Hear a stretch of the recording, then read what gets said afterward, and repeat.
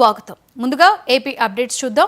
ఏపీని డ్రగ్ రహిత రాష్ట్రంగా మారుస్తానని ముఖ్యమంత్రి చంద్రబాబు నాయుడు అన్నారు. రాష్ట్రంలో డ్రగ్స్, గంజాయి మీద యుద్ధం ప్రకటిస్తున్నామని, మాదక ద్రవ్యాలకు వ్యతిరేకంగా జరుగుతున్న ఈ పోరాటంలో ఎవరు అడ్డు వచ్చినా తొక్కుకుంటూ ముందుకు వెళ్తామని ఆయన హెచ్చరించారు. అయితే రాష్ట్రంలో మాదక ద్రవ్యాల నిర్మూలనకు ప్రభుత్వం ఏ విధమైన చర్యలు తీసుకుంటుంది, ఎలాంటి ప్రణాళికలు రూపొందిస్తుందో మా సీనియర్ కరెస్పాండెంట్ కొండలరావు వివరిస్తారు. ఆంధ్రప్రదేశ్ని డ్రగ్స్ రహిత ప్రాంతంగా తీర్చిదిద్దే విధంగా అడుగులు ముందుకు వేస్తుంది రాష్ట్ర ప్రభుత్వం. ఈ ప్రభుత్వం వచ్చి సంవత్సరం అవుతున్న నేపథ్యంలో ఎక్కడా కూడా గంజాయి, డ్రగ్స్, మారక ద్రవ్యాలు ఏవైతే ఉన్నాయో ఇవన్నీ కూడా రాష్ట్ర ప్రభుత్వం రాష్ట్రంలో తావు లేకుండా చేసే విధంగా కూడా అడుగులు ముందుకు వేస్తున్న పరిస్థితి కనపడుతుంది. దీనిపై ఎప్పటికప్పుడు ఏదైతే కళాశాలలో కావచ్చు, పాఠశాలలో కావచ్చు, వీటన్నిటిలో విద్యార్థులకి అవేర్నెస్ చేర్చే విధంగా కూడా రాష్ట్ర ప్రభుత్వం కార్యక్రమాన్ని ముందుకు తీసుకెళ్తుంది. ఇందులో భాగంగా కూడా ఏదైతే రాష్ట్ర ముఖ్యమంత్రి చంద్రబాబు నాయుడు గుంటూరులో భారీ ర్యాలీ నిర్వహించారు.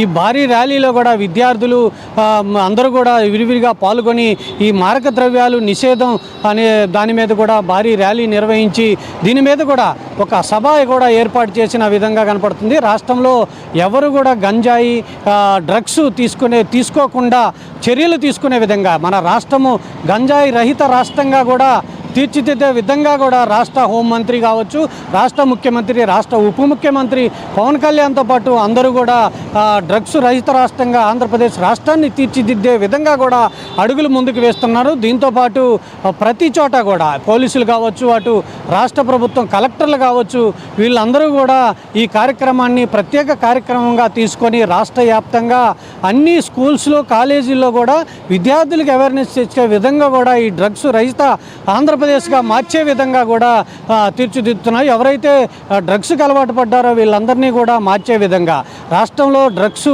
దొరకకపోతే ఎవరు కూడా దీనికి బానిస అవ్వరు. ఈ బానిసలు ఎక్కువగా స్టూడెంట్లో ఈ డ్రగ్స్కు బానిస అవుతున్న నేపథ్యం కనపడుతుంది. ఈ సర్వే చేసిన విధంలో డ్రగ్స్ ఎక్కువ స్టూడెంట్స్ తీసుకునే విధంగా కళాశాలలో డ్రగ్స్ అమ్మే వాళ్ళు ఎవరైతే ఉన్నారో రాష్ట్ర వ్యాప్తంగా వీళ్ళందరినీ కూడా అవేర్నెస్ తీసుకొచ్చి వీళ్ళందరినీ డ్రగ్స్ అమ్మకుండా చేసే విధంగా మన రాష్ట్రానికి అసలు డ్రగ్సే రాకుండా ఉంటే ఇక్కడ విద్యార్థులందరూ జీవితాలు బాగుపడతాయి, తల్లిదండ్రుల జీవితాలు బాగుపడతాయి.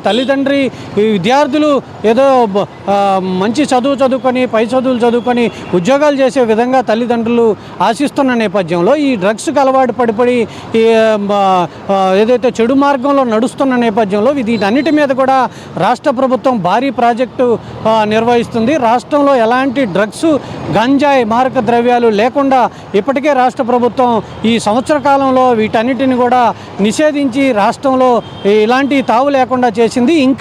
ఇంకొంచెం ముందుకెళ్ళి ఈ ర్యాలీలు, అవేర్నెస్ ప్రోగ్రామ్స్ కూడా రాష్ట్రంలో జరిగితే విద్యార్థుల అవేర్నెస్ కార్యక్రమం వస్తుంది. ఎవరైనా గంజాయి రాష్ట్రంలో తీసుకుంటే వాళ్ళకి భయపడే విధంగా కూడా రాష్ట్ర ప్రభుత్వం ట్రీట్మెంట్ ఇచ్చే విధంగా కూడా రాష్ట్ర ప్రభుత్వం కార్యాచరణ చేస్తున్న నేపథ్యంలో ఇలాంటి గంజాయి కానీ, డ్రగ్స్ కానీ, మారక ద్రవ్యాలు రాష్ట్రంలో లేకుండా చేసే విధంగా కూడా ముఖ్యమంత్రి చంద్రబాబు నాయుడు కావచ్చు,